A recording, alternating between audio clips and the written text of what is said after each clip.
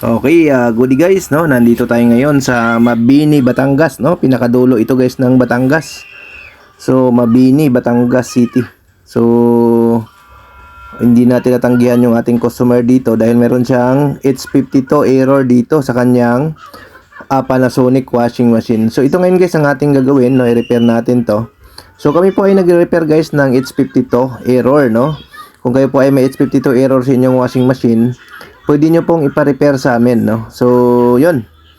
So, Merry Christmas doon sa ating mga tagapagsubaybay, no? So, medyo marami tayong schedule ngayon, guys, no? So, malapit na yung Pasko, yung vacation, ang daming nagpapagawa sa atin, no? So, medyo nahirapan kami sa schedule namin, guys. Napakadami nagpapagawa sa atin ngayon, no? So, yun. Ito, guys, sinimulan na namin to i-repair, no? So, ang H52 error, guys, no? Tulad sa mga na-vlog natin before, no, mayroon na kaming mga vlog nito, no. So pwede niyo sundan guys, no. So although ang makakayang makagawa nito ay yung mga technician lang, no.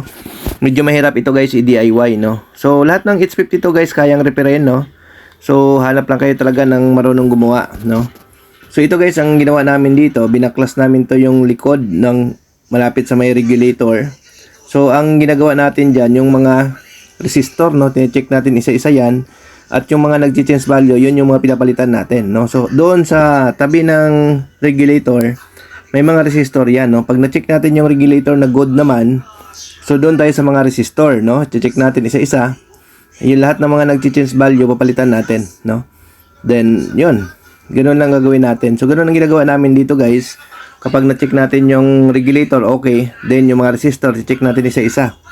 No? So, may mga resistor kasi yan nakatabi ng regulator. So, yun naman kadalasan ang nagka-problema dyan. No? So, lahat ng H52 guys, error ay kayang repairin yan. No? So, kung gusto nyo magpa-repair sa amin, pwede nyo ipadala yung board sa amin or ipa-service sa amin. No? So, ang minimum repair ng isang H52 is 2,500 pag malapit. No?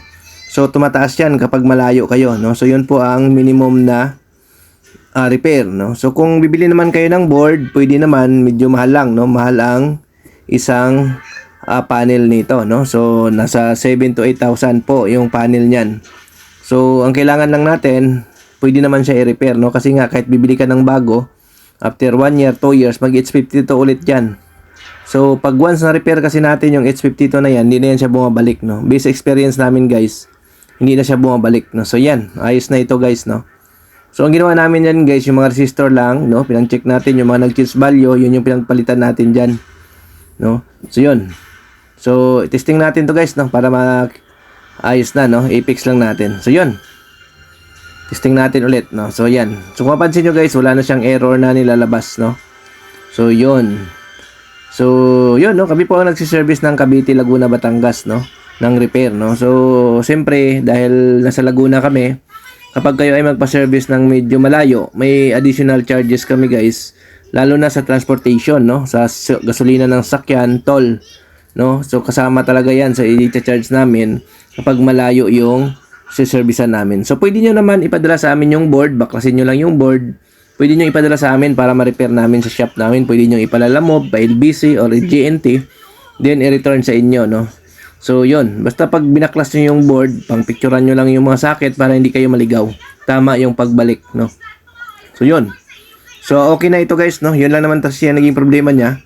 H52, no? So kaso dahil malayo ito, no, halos kalating araw kami dito, no. Ang gawa natin dito is wala pang 30 minutes, pero ang biyahe namin guys, halos 5 hours back and forth, no. Mahigit 5 hours back and forth, no. So yun. Okay, thank you, bye-bye.